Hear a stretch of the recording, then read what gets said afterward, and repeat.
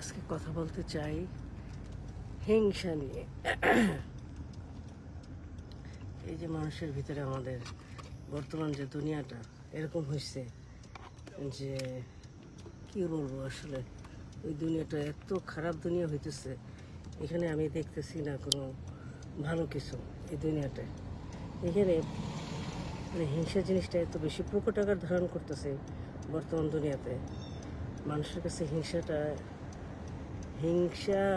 আসছে কেন? মানুষের কেউ কারো চেয়ে ভালো থাকলে এই জন্য মানুষের ভিতরে হিংসাটা আসে, তাই না?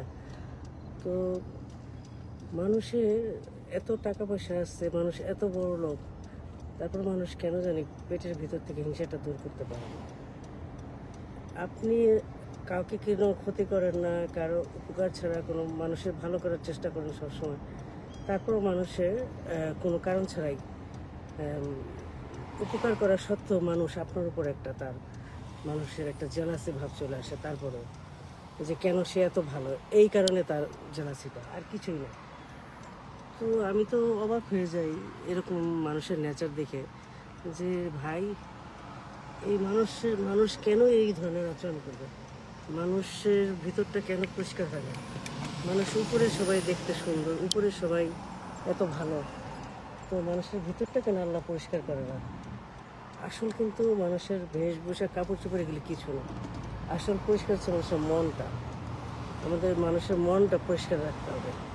এই মনটাই মানুষের পরিষ্কার না, মানুষের ভিতরটা এত বেশি গার্বেজে পরিপূর্ণ যে কী বলবো।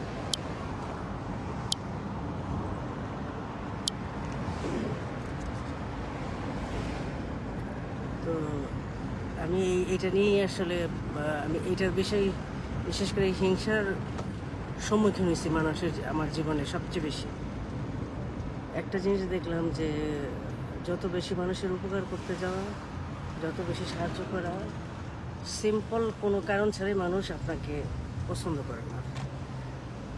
সবাই না, কিছু মানুষ আছে যে আল্লাহ বানাইছেই তাদেরকে এইভাবেই জেলাসি দিয়ে। সে কেন জেলাসি করে আমি নিজেও বুঝে উঠতে পারি না। কেন ভাই, সবাই কিন্তু যার যার গুণ দিয়ে, ভালো কাজ দিয়ে সবার কাছে ভালো হইতে চেষ্টা করে। প্রত্যেকটা মানুষ চায় তাকে সবাই ভালোবাসুক, তাকে সবাই ভালো বলুক, তাই না? প্রত্যেকটা মানুষ চায় কিন্তু তাকে সবাই ভালো বলুক। কেউ চায় না তাকে কেউ খারাপ বলুক, পৃথিবীর কেউ চায় না। তো এটা ভালো কথা, ভালো হওয়া, সবার কাছে ভালো হওয়া ভালো। তো তার মানে এই না যে আমাকে আরেকজনকে খারাপ বানায়, হ্যাঁ, তার কাছে আমি আরেকজনের কাছে ভালো হব।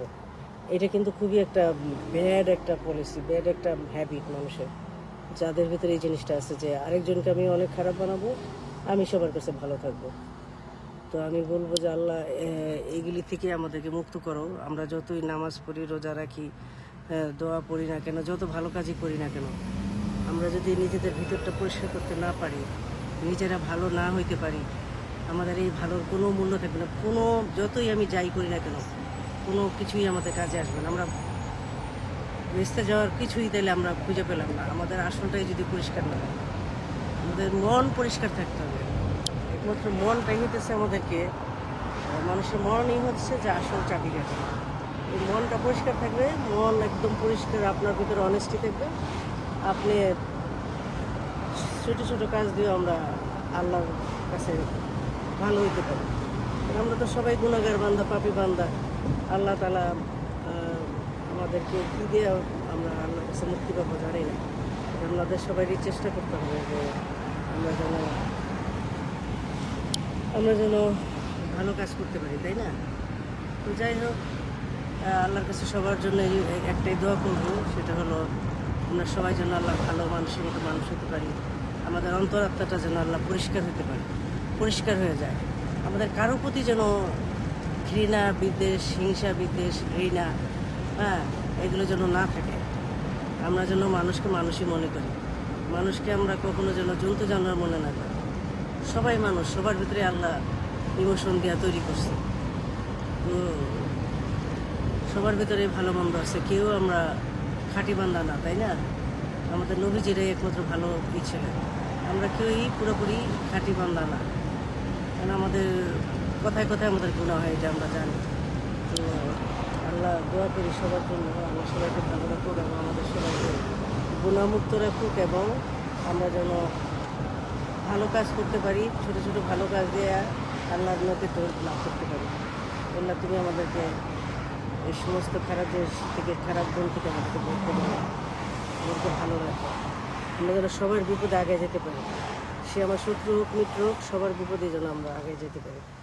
এই মন মানসিকতা যেন আমাদের সবসময় থাকে, কারণ আমার ভিতরে কখনোই ওই জিনিস আসবে না যে এই মানুষটা খারাপ, তার জন্য আমি কিছু করবো না। না, আমি সবসময় করবো সবার জন্য, সে যত বিপদেই পড়ুক, সে আমার শত্রু হলে আমি করবো। এরকম মন মানসিকতা সবার ভিতরে রাখবেন। সবাই ভালো থাকেন, দোয়া করি।